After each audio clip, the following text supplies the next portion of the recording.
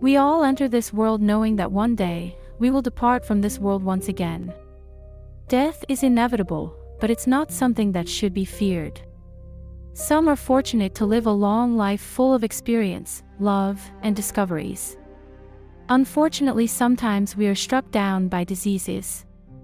It's not easy on the ones who pass before their time, and it's definitely hard to those we leave behind trying to make sense on why we lose some of the ones we love who are younger. So whatever the reason for someone's death, the very next most important thing to do is giving the dead their last rites so they can pass on to the afterlife in peace. Peace is our ultimate goal in death, just as much as in life. We can choose to have our body laid to rest in the ground while others choose cremation. The only way to disturb a body that has been cremated is if it's in an urn in someone's house, most likely next to a memorial of our fallen loved one. While this can happen, it usually doesn't. Usually with cremation, the person chooses in advance and usual wishes for their ashes to be spread in a place that is dear to them. Under those circumstances, that person's body can't be desecrated after death. In plain English, desecration is to disrespect something that is holy or sacred. Graveyards are sacred ground. Different cultures laid their dead to rest according to their religious beliefs. In Egypt, the great pharaohs were mummified, wrapped in linen bandages. Their bodies are then placed in sarcophaguses, which are then hidden in tombs to be protected, stocked with everything their people believe they will need in the afterlife. The Vikings used to put their dead on a makeshift, wooden raft that they set ablaze and push them out to sea. Some sailors, pirates, and anyone who ventured the oceans for long periods at a time would give their former comrades a watery grave by throwing them overboard wrapped in a sheet or cloth. They did this when they were not expected to be near any place to bury the bodies and did not have any choice then to give their bodies to the ocean. Here in the US, we bury our dead 6 feet under. It's said that 6 feet is the depth where an animal can no longer smell a decomposing body. New Orleans, however, is the exception to the rule. They are all laid to rest above ground in tombs and mausoleums. The reason behind this is because New Orleans is slightly below sea level and digging 6 feet would fill the hole with water before anyone had a chance to lower a casket. Also, during hurricanes, newly dug graves would sometimes allow the casket to resurface, until they found the ultimate solution. All graves today are recorded, even bodies no one claims. John and Jane Doe's, unidentified men and women with no names at the time of death are still laid to rest, with their headstone being a plaque with an identification number on it, all of their information recorded in files. Any official grave today can be traced somehow, in one way or another. This was not always the case, even in the US. Mining boom towns kept incomplete records. Many epidemics plagued the early settlers. Cholera, yellow fever, malaria, smallpox. Sometimes whole towns were wiped out. In other instances, when people started dying in large numbers, the rest of the colony would pack up and leave without securing their graveyards. Records of thousands of graveyards throughout a country's history were lost to time until they were stumbled upon. No matter how big or small the graveyards were, they were sacred ground. Sometimes, people would buy long abandoned land to grow and thrive and would stumble upon these graves. Sometimes the graves were simple crosses that no longer bear a name. As years went by, a field of work was created. People were given jobs of trying to match people to graves and give them a new headstone, and the land was once again revered as sacred ground. However, there were times that these forgotten graves were in the middle of construction projects. Land owned by the city, county, or state that had plans for those areas. In most cases, the graves were relocated. Whether for projects, land to provide a service, or fear of disease. There were attempts at settlement in the 1700s in what is known as Chicago, Illinois today, but it was not given a town charter until 1837. Due to its rich farmlands, building roads, and access to bigger cities, Chicago became a city virtually overnight and is still the biggest city in the Midwest today. Like all cities, they needed a cemetery to bury their dead, and the city designated a southeast portion of the area for that purpose. Even as the city was starting to thrive, it was not immune to epidemics, in this case, cholera. At first, little was known about the disease. The rapidly growing country and cities were not accustomed to such widespread health problems like its counterpart in the Eastern world, Europe. In a transport hub such as Chicago, they got hit very hard. It also didn't help that sanitation systems and water supply wasn't as scrutinized as it is today, and most drinking water came from rivers and shallowly dug wells. The city was quick to form a board of health in 1935, even before receiving a town charter. As many began dying of disease, the cemetery grew and grew. In 1959, the city stopped selling plots in Chicago City Cemetery and diverted all new burials to the newly opened Rose Hill Cemetery. Unfortunately, this was not the end of graves being dug in the first cemetery. Fort Douglas, which held over 6,000 Confederate prisoners during the Civil War, needed to bury the rebels somewhere when they passed away. There was also the Potter's Field, where the graves of the poor and indigent were laid to rest. People were still being buried in the cemetery until 1866. In 1865, 60 acres of the Chicago were made into Lake Park, which was right next to Chicago City Cemetery. The year after, and having discovered there was another park known as Lake Park, the city renamed their park as Lincoln Park, to honor our fallen president. The very beginning of the relocation of graves actually started with a court case. A man named Jacob Millman owned a farm and estate in a section of the cemetery. His heir sued, stating the city illegally obtained the land for the expansion of the cemetery. The Millman family won, and the graves on their land were moved to the Rose Hill Cemetery. This was only the beginning. In 1866, Dr. John H. Rauch published a work of writings as pleas to the city of Chicago to move the graves, all of them, to newer cemeteries because a lot of those laid to rest there had died due to disease. He said that even though the bodies were in caskets, he feared that their deteriorating remains would taint the waters of Lake Michigan, which was the source of their drinking water. The closest graves to the lake were those in the Potter's Field, the rebels' grave and the poor, which were laid to rest in nothing more than wooden boxes that were known to deteriorate as well, further proof that the dead would eventually kill the living if something was not done. In 1869, the Lincoln Park Act was passed and the park commissioners assumed control of Chicago City Cemetery. For the first 2 years, city officials began mapping out the cemetery, started to make records of the graves for relocation to its newer cemeteries to properly move all those interred there. Everything changed on October 8, 1871. It started at the property of Catherine and Patrick O'Leary at around 8 p.m. Though their house was miraculously spared, it said the fire had started in the barn for one reason or another, which was the first building to burn. The city was under a terrible drought. Almost all the buildings constructed during the boom were wooden, and very strong winds were blowing at the time. The fire raced through the city, jumping the Chicago River several times as the residents ran fleeing in all directions, including through the cemetery. Much of the city was lost.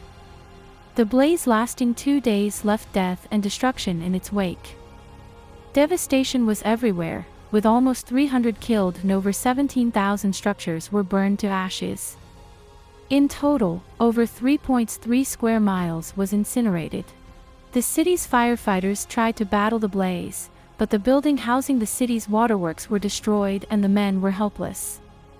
On the 9th, the fire started to burn out and rain swept over the area.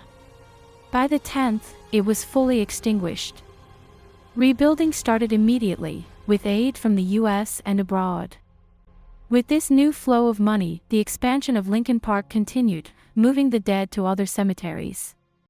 As the park became a staple in the city's growth, more and more people came to walk this now beautiful area, but as the citizens walked around it became clear that the efforts to relocate the graves had still not been completed. Though a lot of the original markers were wooden and burned during the fire, leaving those lost to time, there were some markers still in place and the park began to build around them. For a short time, Lincoln Park was known as Cemetery Park. In 1974, the city officially condemned the remaining section. It was reported that the city moved all those buried in 25 days, but it's been calculated that the number of bodies located there, it would have taken over a year to move, and many of the bodies went unclaimed. Therefore, they had no next of kin to record who they were, nor anyone to be around to push for a respectful reburial. Plus, money started to dwindle and it was costly, the city council said, so some of the graves were built over. The baseball field in the old Potter's Field is said to be the site of the Confederate soldiers' graves, still buried there. In 1883, the area of the park that remained fenced off with about 150 headstones was developed by removing the fence and headstones, but not relocating the graves. The Couch Monument, which was too costly to remove, remains standing today, is the only remaining physical grave that proved the cemetery was there without having to look up records. As the city grew, those still left behind hidden under the park were forgotten. As the park continued to expand, the dead did not stay buried. During the construction of most of the structures within, the works would find skeleton after skeleton. When the barn was being built and the workers were digging for the foundation, a number of remains were found. The decision was made to leave them where they were and building resumed. The zoo, which is a free zoo with many animals, is said to have hundreds of bodies under it. Every new project in the area is a potential for unearthing a grave. Even though most think of them as just old bones, over the years it has become clear that disrespecting the dead is not a good idea. Several animals of the park have died, and not from mistreatment, but some are very unusual circumstances. Haunted tours are offered throughout the park, and they don't disappoint. Disembodied voices, apparitions, and spiritual attacks have been reported throughout the years.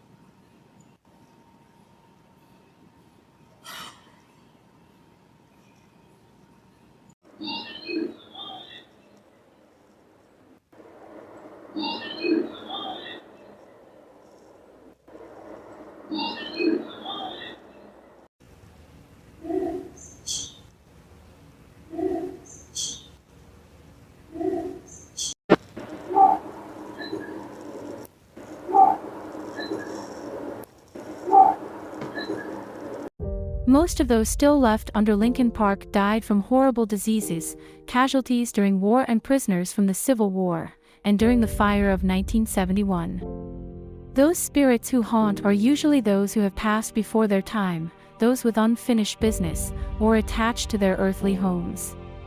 Lincoln Park adds a new element, disturbing final resting places. The dead do not rest there, and ghost hunters never stop coming. One location that knows too well about the consequences of messing with the dead is Lake Lanier, Georgia. With all the beautiful lakes throughout America, almost all are natural. The Great Lakes, known for their fishing and importance in history, have been there as long as we've walked this earth. Lake Tahoe, one of the largest natural lakes in the U.S., is so crystal clear you can see 70 feet down from the surfaces. Crater Lake was formed about 8,000 years ago when Mount Mazama erupted and collapsed in on itself. It is the deepest lake in the country, measuring at 1,943 feet. Lake Lanier is the largest lake that is man-made. Covering 38,000 acres, it was completed with the completion of the Buford Dam and is fed by the waters of the Chastity River. Its main purpose is flood control and water supply. Like most construction projects, land has to be cleared for the completion of the project. Lake Lanier was no exception, and was going to be completed by any means necessary.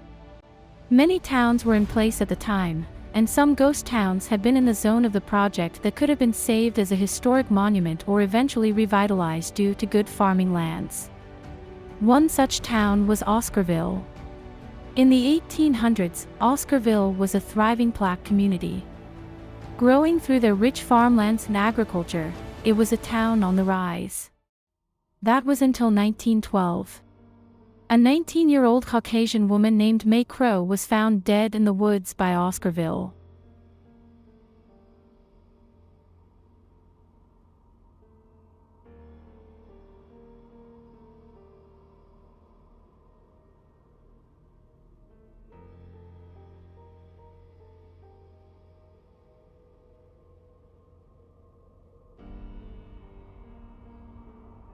Very quickly, a 16-year-old African-American boy named Ernest Knox was linked to the crime by a mirror found at the scene. 3 accomplices were also arrested: Oscar Daniel, his sister Trussie Daniel, and her boyfriend Robert Edwards. That day after arrest, Edwards was taken from jail by a crowd, beaten, killed, and hung from a light pole. With Trussie's testimony, her brother and Knox were convicted and executed publicly. It's important to note that any confessions and agreed testimony were given under extreme duress and torture, and if Trussie didn't testify, she would be executed as well. They all very well could have been innocent. Forensic were not available at the time and racism was everywhere. Some people did automatically think that an attack on a white woman had to have been committed by a black man or teenager, and the jury consisted of 11 white farmers and a watchman. To make it worse, public executions were banned at the time. However, the fence put up around the gallows for this execution was burned down, allowing between 5,000 and 8,000 people to bear witness. This fueled the organization of a vigilante group called the Night Riders, who went into several counties to expel the African American people living there. They were lawless and without mercy. One night in 1912, they descended on the town of Oscarville. Those citizens that night never saw it coming. They were just a group of people who were enjoying their freedom that was brought about by the abolishing of slavery. Whether the 3 that were executed did the crime or not, every person in those counties had to pay, in their minds. The racial expulsion was brutal. Either the townspeople left on their own and were given little to no money for property, or they were to be killed. Not by law, but by the Night Riders. Living descendants of Oscarville and other towns heard first-hand accounts from the relatives. Nothing was sacred. The townspeople who didn't want to leave huddled in their churches, which were torched or attacked in some way. They had no safety, they could either flee or die. The land went to white settlers, who never did anything with the towns that had their residents run off. Businesses and houses that weren't destroyed in the riots remained abandoned. Under Lake Lanier are whole towns. Divers have found houses. Divers have found businesses. Divers have found graves. A lot of them. Left in the wake of the devastation and abandonment of many towns, 20 graveyards were still in place. Left neglected over the years, mostly from fear of retaliation if the original settlers who started the communities came back, they were in some horrible phrasing in the way of making Lake Lanier. While the lake did serve an important purpose of providing water to this day, cemeteries should be left alone so those laid to rest do so in peace. Like in the case of Lake Lanier, those in head of the project had to relocate the graves. Unlike in Chicago, it wasn't just one graveyard, and using the same calculations, it would take decades to move that many whole graveyards.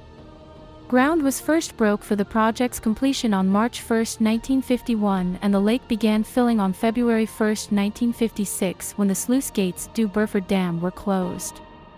Between the dates, construction was halted several times due to lack of funding.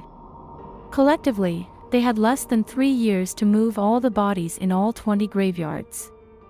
It's believed that the lack of time and money is why the ghost town's buildings were not demoed and were just simply flooded, and that while some graves were moved, they all could not have been in that time frame. Even though the underwater graves were not discovered by divers for decades, the curse of Lake Lanier was quick to take hold. With so much violence happening on the land before there was the lake, and with so many graves not given the eternal rest that was deserved, Lanier has seen a lot more deaths since it was made. It also has its ghosts. People who have been in the lake swimming tell of feeling like they weren't alone, invisible forces pulling them under, and the drownings aren't of typical nature. People are swimming about the surface, then just gone. When Lake Lanier was flooded, it forced the state to close parts of State Road 53, one part on the border of Hall and Forsyth counties, because the sandbars were spreading out further than expected. In 1956, a bridge opened on that highway. The bridge has been known by many names and has been reconstructed several times for safety. In 1958, 2 years after the original bridge opened, 2 friends were headed for a night of fun in Dawsonville and disappeared. Their names were Delia Parker Young and Susie Roberts. They were soon reported missing. 18 months after their disappearances, a body surfaced under that bridge. In terrible condition, she could not be identified during the time and was buried with no name. Fortunately for her family, records were kept for that case, known as a Jane Doe. People were convinced it was Delia Young because that had seen her ghost all know that bridge, wearing her blue dress as she did the night she disappeared. For years, and still today, people report the apparition wearing the blue dress on what is now today Balling Bridge. During the 1990 construction project on that same bridge, workers found something in the waters shed some light on the ghost's identity. A 1954 Ford sedan. Dental records were used and the body of Susie Roberts was confirmed. Not long after, the unmarked grave had a name. She was identified as indeed being Delia Parker Young. It is a little eerie that Delia's full name was Delia Mae Parker Young, and the crime that started all the death on the land that is now Lake Lanier was the murder of Mae Crow in 1912. The Night Riders were filled in their racial segregation and violence by the Jim Crow laws that were put in place after the abolishment of slavery, but, for some unknown reason, the car drove off the bridge, and this was only the beginning. More vehicles went off the bridge, people started drowning. Electrocutions occurred, boating accidents, fires, and unexplained missing persons of those who went into the lake and never came up. Experienced divers have described difficult dives. Experienced swimmers, lifeguards even, have told of being pulled underwater by unknown forces. Some locals won't go near the lake. Authorities have tried to explain it away, but how much can really be explained? Hauntings, the dead taking revenge, cursed land, thousands of places can carry these titles. But of all the places where graves are ignored that has caused the most destruction has been nicknamed the Dead Zone, and for good reason. This highway is the deadliest highway in the entire United States, and anyone in Central Florida has traveled the cursed stretch at least once. This is the story of Interstate 4, better known as I-4. On average, the road claims 34 lives a year. Construction began in 1959 to connect Tampa and Daytona Beach directly. With theme parks being big attractions in the area, other roads were getting backed up easily and a more modern expressway was needed. During the construction process, 4 graves were discovered and were deemed, crudely, to be in the way. No one knows exactly who made the official call, but it said that they were just bones and the road was paved over them. The day the highway opened, a semi-truck jackknifed, killing the driver. After that, more and more accidents happened. What was first blamed on tourism and heavy population started to unravel. As the accidents happened and the death toll rose, those 4 graves that are driven over every day came to someone's attention. When digging into the history of these 4 people first started is not pinpointed to a specific day, someone thought enough to look into who they were. Henry Sanford looked to establish a Roman Catholic community named St. Joseph's Colony in 1870. He wanted to populate the area with workers, but only 4 families moved there. Travel in and out of the small area was normal to get supplies, and the priest there would visit elsewhere sometimes. Like most of the world, disease spread, and yellow fever was the main killer in Florida at the time. In 1887, a family of 4 died and were buried in the woods because the small settlement had no graveyard at the time. To make matters worse, their priest was in Tampa and the family was buried without last rites. The area was abandoned after the priest died and was bought by a man named D.V. Warren. He developed the land but left the impromptu graveyard alone with a fence around it. A farmer named Albert Hawkins bought the land from Warren in 1905. He maintained the graves, which by that time, the names could not be read on the wooded crosses. However, Hawkins still showed his respect. He warned others not to mess with the plots, and when a farmer tried to take down the fence around the graves, his house burned down. Later, Hawkins tried to replace one of the weathered markers. Later that night, a fire broke out at his house as well. In the early 1950s, a young boy who messed with the graves was hit and killed by a driver who was never caught. The Hawkins family would report weird occurrences as well within their house. Things being moved and unexplained shadows. When the state proposed the idea of I-4, they knew they were going to be developing through land owned by people and bought the area from Hawkins. They were supposed to relocate the graves but never did. Overall, since its opening in 1963, between 1,500 to 2,000 accidents have occurred to date and climbing every day. Most accidents caused fatalities. Along with accidents, strange occurrences happen as well. Cell phones dying with full batteries, orbs swirling about with no source of light, ghostly hitchhikers, and even a ghost semi following close on your bumper, lights on their brights, following motorists for what seems like miles, blinding the drivers to just disappear. When it comes to supernatural encounters, this road has seen more than its fair share. The part of it all that seems to be too much of a coincidence is that the graves were a family of 4.